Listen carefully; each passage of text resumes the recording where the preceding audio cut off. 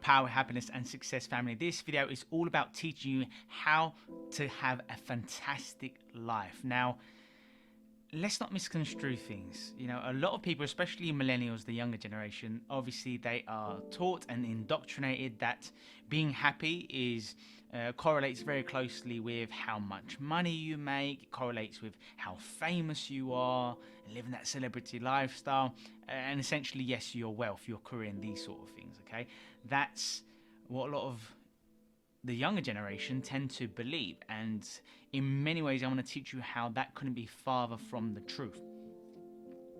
So let us continue. What we have to understand is the most significant thing determining our levels of joy, happiness, peace is actually the quality of our relationships. Yes, that's right. Studies have collated and have been made, and what we have now learned is that the quality of our relationships will determine all sorts of things. Our social interactions and being more gregarious, being more outgoing, feeling that you're part of a community, and that could be a community within the workplace, it could be a community within your friendship groups, it could be a community with your peers, with your familial members, with your siblings, and so on and so forth.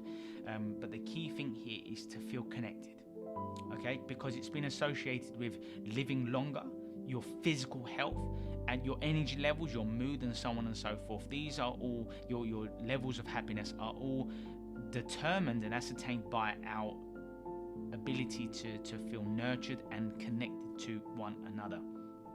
Because really, loneliness itself kills.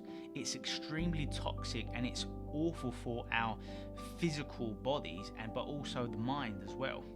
So what happens is, studies now show that people who experience just pain, maybe they hit their elbow, kick the table and feeling physical pain, what happens is, yes, people who tend to be happy and have more nurtured, unconditional loving relationships, yes, they feel that same kind of pain, but it's not reported to be as severe as those who experience physical pain yet feel like they are not connected to others, like they do not have those loving relationships with others. So physical pain actually accelerates and worsens because of how the lack of support people feel like they have in their lives because of loneliness. So yes, loneliness makes us, it literally creates acidity within the body. It hurts and harms our neurons in our brain. So when you feel lonely in life, and obviously loneliness being connected to sadness and its longer term acquaintance, depression here. So when you feel lonely and when you feel depressed, what happens is you're less active, you tend to not partake in new activities, you tend to want the familiar and to be even more secluded, and you don't really feel joyous, and so on and so forth. And what happens is that actually not only inhibits your ability to produce new neurons within the hippocampus of your brain when you learn new things, it not only stops new neurons being formed on a daily basis, but it actually can harm and kill your existing neurons, especially if your depression, your loneliness affects things like your sleeping, your nutrition, all these sorts of things. If it fuels oxidative stress and the different types of oxidative stress, then it can really proliferate all kinds of diseases that we may draw upon. So what studies now show is people who feel lonely, they tend to suffer from all kinds of decline, physical decline, mental, emotional decline as they age, especially early into your midlife.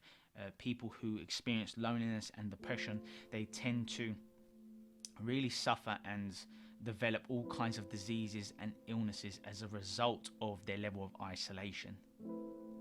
And loneliness is not just about physical isolation. It's in many ways it's actually got nothing to do with that. Really, it's more about the internal processes within your brain, your thoughts, the subsequent chemicals that are released in your brain, your emotions, therefore the behaviors that you enact, the patterns that you live. Your subconscious programs are really the issue here. It's not necessarily your external environment. So people can be extremely happy, comfortable, feeling whole, feeling present, feeling uplifted, empowered, and enlightened if they're completely in solitude on their own physically.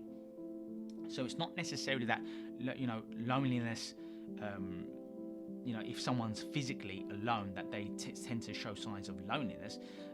That's untrue. A lot of people enjoy the comfort of their own company and get a lot more done, all those sorts of things.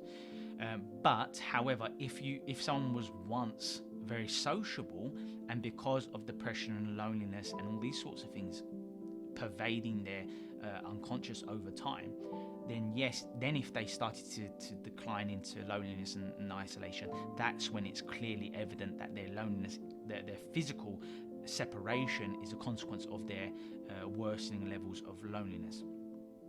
So yes, people can in fact be very lonely in very crowded places. Someone could be at a party yet feel incredibly depressed and lonely and not feeling connected to others. They might be smiling, putting on a facade because they value their reputation, their possessions, their labels, their status in society, because they're overwhelmed with their own egoic mind. They're identifying with the mind too much, leading to compulsive thinking, overthinking, and all the negative consequences that result as a consequence. Now, what we also have to understand is that not only can loneliness be determined by how one's internal processes, but also the level of conflict within relationships. So in many instances, it can actually be more helpful and supportive if I'm talking about a romantic relationship, or even relationships with friends and so on and so forth, for a divorce or a separation to happen, because conflict and negativity is insidious, and it leads to all kinds of acidity and proliferates feelings of loneliness as well. So if people live and are just maybe staying together because of their kids, or because they are dependent, or whatever reasons someone might have, if you stay in a toxic relationship where you are unfulfilled, unhappy, then that's actually worse for you and worse for children and other people who see that kind of relationship and think that it's normal to put up with all kinds of unhappiness or abuse and so on and so forth. So yes, just by separation itself and being lonely, or being alone in one's life, does not necessarily mean that it will result in loneliness. Sometimes stepping away, moving away from people, groups, and so on and so forth might be the best thing for our mental and emotional health as we grow older. And also, what's very important is that the quality of our relationships is a predictor, it's an indicator of how happy we're going to be, and also how long we will live. So a lot of people have misconceptions that, the amount of money that you have, and don't get me wrong, some people do subconsciously, literally, physically die and pass away because they've run out of their funds, their pension, has declined. They feel like they can't live long, their money's going to waste away, so they, in many ways, become less physically active, give up, become depressed, hopeless, feel like they don't have a purpose, and therefore pass away and perish. So that's a real issue. But really, the quality of our relationships is massively significant, the number one factor influencing our longevity in life and our feelings of wholeness, completeness, connectedness, and so on. And as I said earlier, good relationships result in the stimulation of neurogenesis, coming up with new neurons, new thoughts, creating new connections amongst existing neurons and also new neurons. And that's what learning is. So if you have good relationships, it's essentially not only easier for you to retain information, to remember your memories, to be able to recollect information from the past and use it today. So not only does it enhance your memory, it also enables you to transfer short-term knowledge, so things that you would learn today, for example, into your long-term memory because of the positive effects it has on your mood, your energy levels, your sleep quality, and so on. And another thing I want to make very clear is that I don't want to create some kind of utopian, unrealistic representation of what a great relationship is. That does not necessarily mean that people never argue in happy, fulfilling relationships. It doesn't mean that there's never any conflict as such, any disagreements. In fact, disagreements are healthy. It shows challenge, keeping each other stimulated. Shouting and arguing, those sort of things are really negative. There's no need for that in a relationship, in any situation. But disagreements and quabbles and stuff like that will happen. And we have to understand that the key things that make a relationship flourish are really things like trust, And by trust, I essentially mean, and this is a challenge for you, would you trust all of your money with? Whom would you trust your children with, or someone whom depends on you? Who would you trust that person with? And if you struggle to think of any people or a few people in terms of that deep of level of trust, like whom would you trust with your PIN for your accounts, for your phone and all these sorts of things? And if you say to me that I wouldn't trust anyone with that, then there are some trust issues at place, and or the quality of your relationships are not as strong at the moment as they need to be. So we want to develop, not all relationships, but we should, when we feel like we're part of a community, and it can be just a community of 2 or 3 friends, it can be a community of just 2 or 3 familial members, as long as there are people, not just one person, with whom you have that level of trust, then really you have the foundations in place to really flourish, blossom, become really conscious and enlightened in your life, because you've got the foundations in place. You've got that strength already stabilized, so that you can go about your life and really fulfill your purpose, your mission, because you've got that level of trust that enables you to always have something to. It's like a safety net. I want you to think of levels of trust as being a safety net. Okay, this is key here.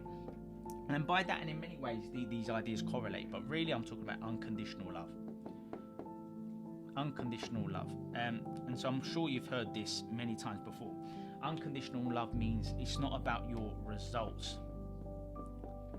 It means the people that I'm talking about here, they love you regardless of the results that you get. It's not that, because some parents are like, you need to become a doctor, you need to become a lawyer, you need to be this, you need to be that. And if you don't, I'm going to withhold love from you. Now that's conditional, that is not unconditional. And it's very sad, and it puts a lot of pressure and it burdens a relationship. And oftentimes, all human beings need love, need support, want to feel connected, want to make their family proud and things like that, or their friends proud for that matter. But if you feel, and it could result in a lot of people becoming extremely successful in their professions and careers, definitely, especially if they know that it would make their parents happy and these sort of things. But at the same time, and I understand that these kind of strategies that I'm giving you here, these conditional strategies, if you want to call it that, are very effective when a child is, in their teenage years, to understand the importance of striving, challenging themselves, not just resting and coasting through their education or through life, and, really going for what they love, what they're passionate about.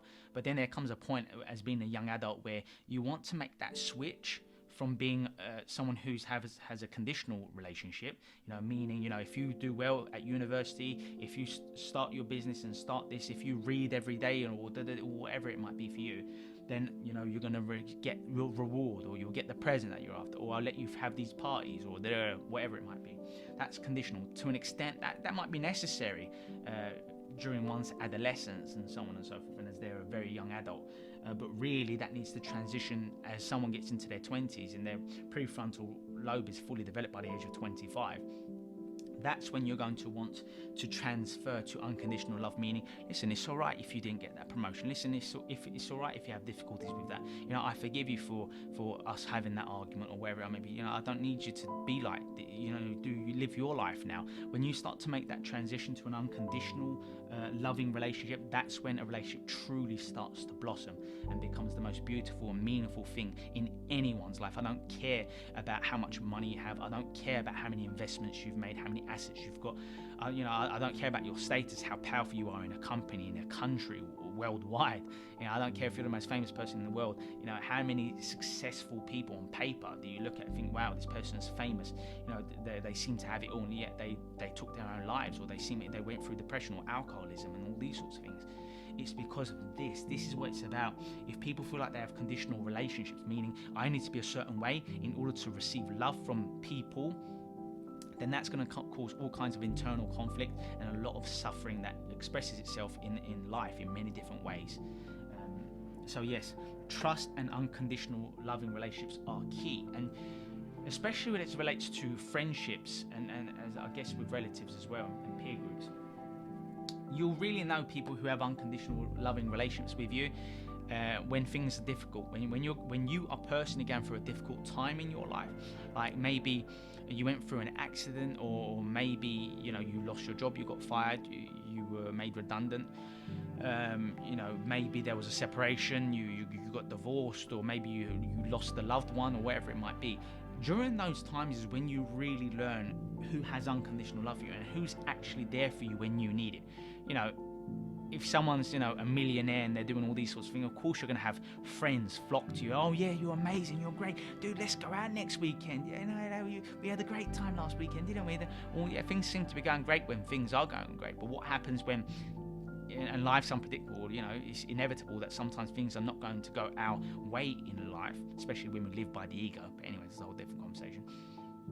And what happens is when we experience these negative instances in our lives, that's when you truly learn who is there for you, who has got your back, whom do you trust, who's there to step up for you, who wants to support you, and that's when you learn who's part of the real inner circle. And you've got lots of circles. I mean, you've got the inner circle, you've got the milder outer circle, and you've got acquaintances. So in the inner circle, what I'm talking about here, maybe certain familial members, maybe certain friends, maybe your certain children or parents and so on, so fall into this bracket within the inner circle here. And then really it starts to branch out to people who are positive in your life but not necessarily needed. So by that I might mean things like relatives or distant friends and these sorts of things, okay? And then you branch out here to just the general population of people who might say a lot of negative things about you one day, and the next day they like your posts, and all these sorts of very distant relationships, people you don't really know.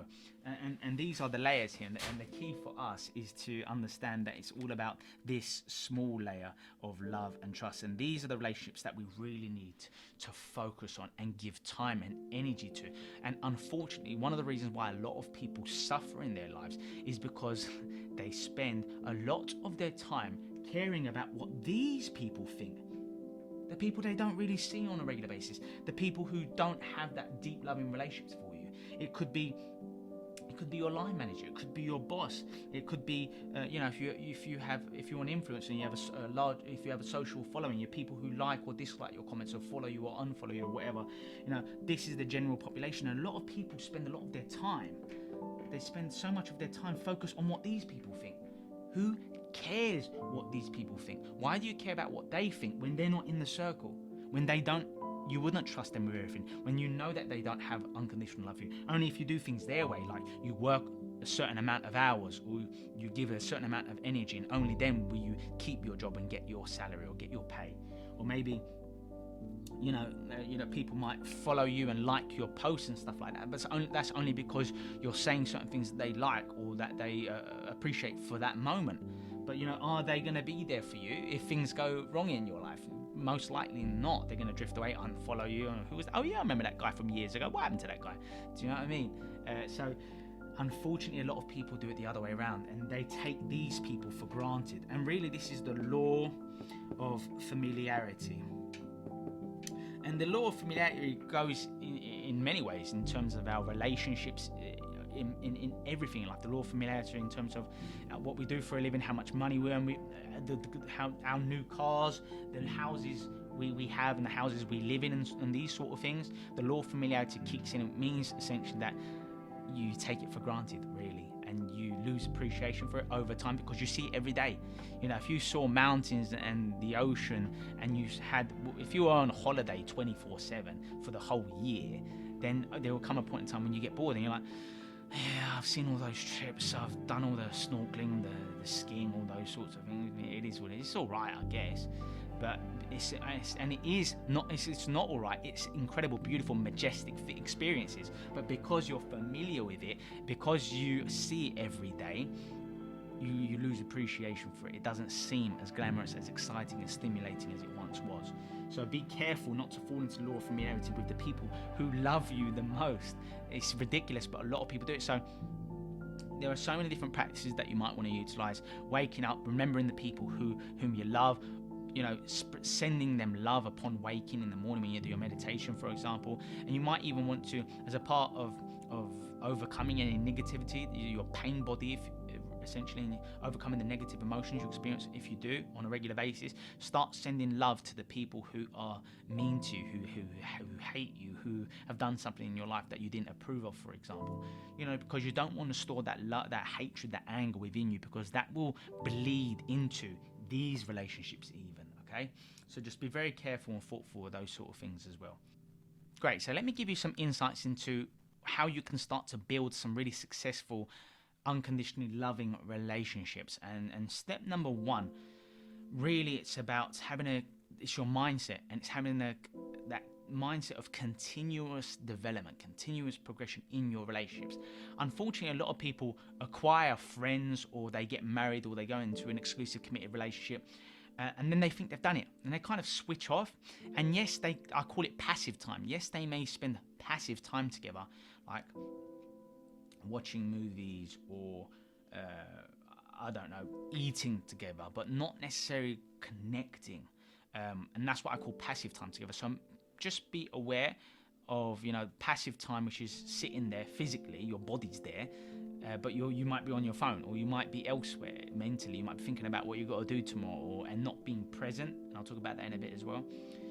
And that's really disastrous to the quality of one's relationship, because anything in life, if it's not getting better, it's getting worse. And that still stands by our relationship. So you might have done something amazing for a loved one 2 years ago, 5 years ago, 10 years ago. And you're like, remember when I did that thing for you? That really helped the quality of your life, didn't it? Yeah, well, I'm going to go and be selfish and focus on my life from now on. But you keep remembering that time when I helped you, yeah? That's not what keeps a relationship in this area, and if that's a relationship that you have with someone who's currently here, then they will soon make their way out of that circle, and may even become an enemy down the line.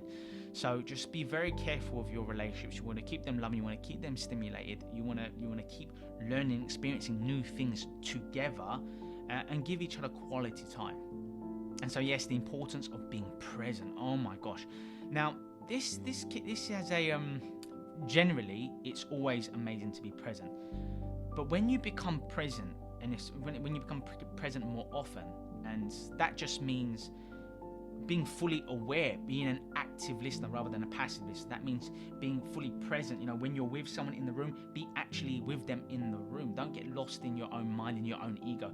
A lot of people, they get so focused in their own conditioned consciousness, they get so obsessed in their own egoic mind, in their compulsive thinking, the stream of consciousness in their mind, like, this is my life, this is how I live, oh, I feel like this, I don't have enough of that, or I need more of this, and and what does this person think of me, and what does that person think of me, or I have that car, that person doesn't have that car. When you get lost in your own ego in this way, what happens is you become detached, because when you're lost in the ego, you look for exclusivity, you look to feel superior, you look to feel significant, and therefore different.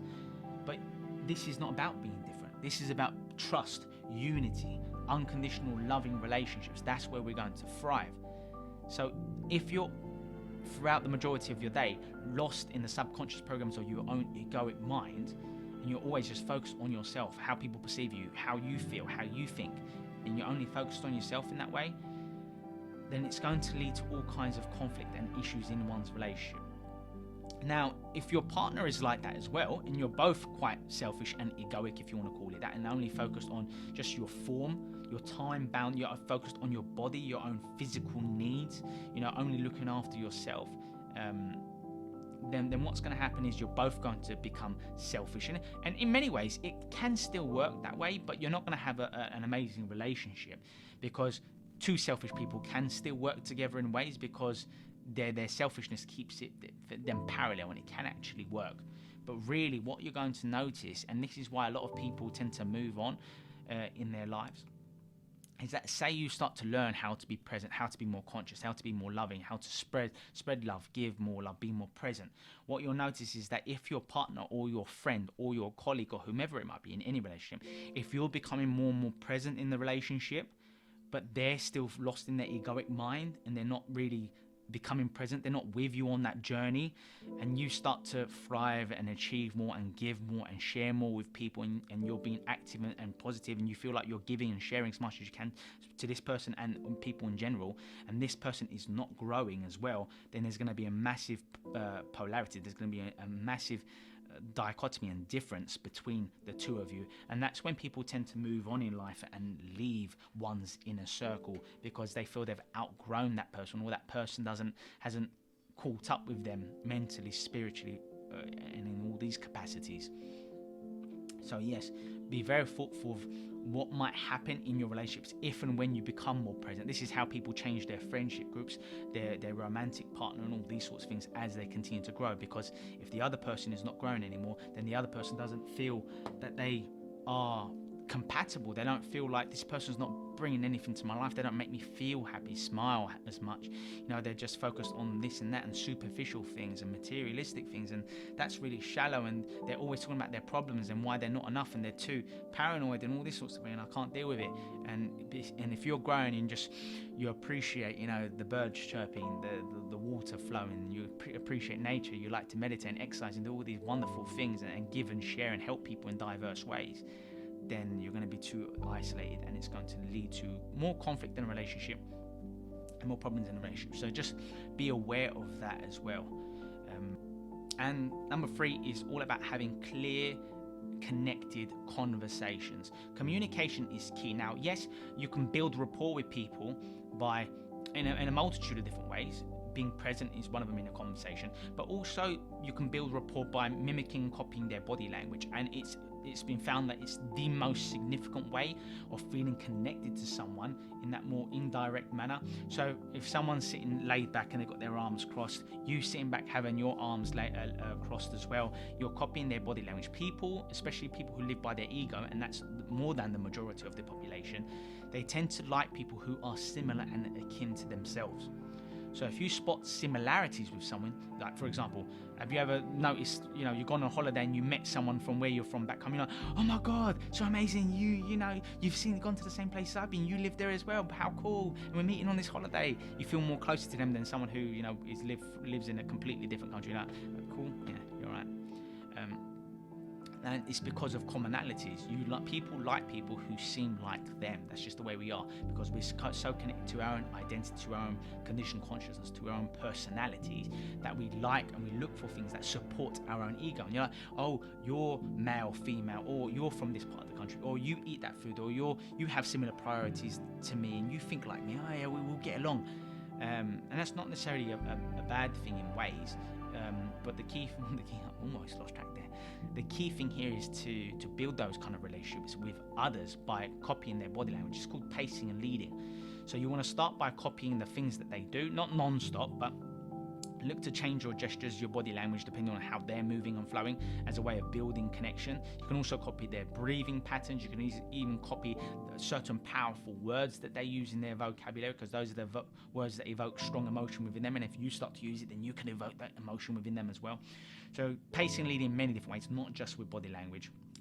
Breathing, like I said, and all these sorts of things, and their mannerisms, the tempo and tone of the way they speak. If someone speaks very quickly and you start to do the same, oh, this person's like me, they're very much switched on. But if you are talking with someone who's very methodical and who pauses a lot in between their sentences, then you're going to want to speak similarly to them, because it shows connection, it builds rapport.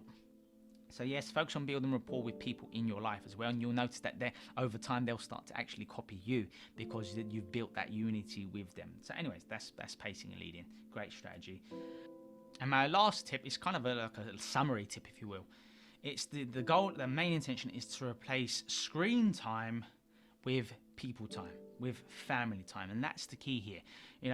As technology improves and we become more secular in society, and we start to merge into and go from being connected physically in many ways to now only or primarily communicating through technology, through our phones, computers, all these sorts of things. What we'll notice is that people are spending more and more times on their phones.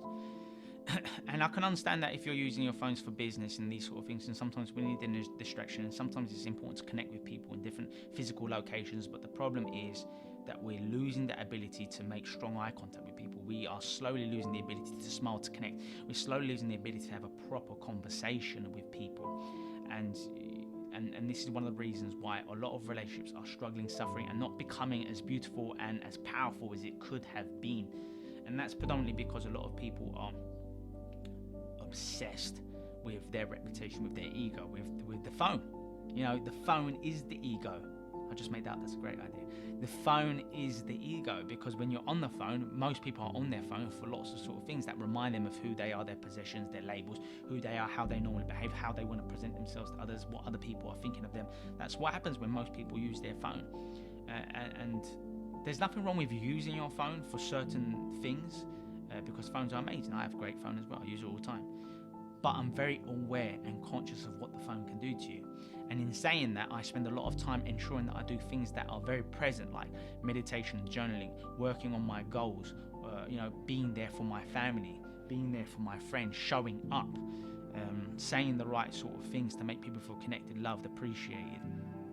You know, putting time aside for your priorities, putting time aside for mindful strategies, putting time aside to read, to learn, to watch videos, or to go on courses, or to do whatever it is that makes you thrive.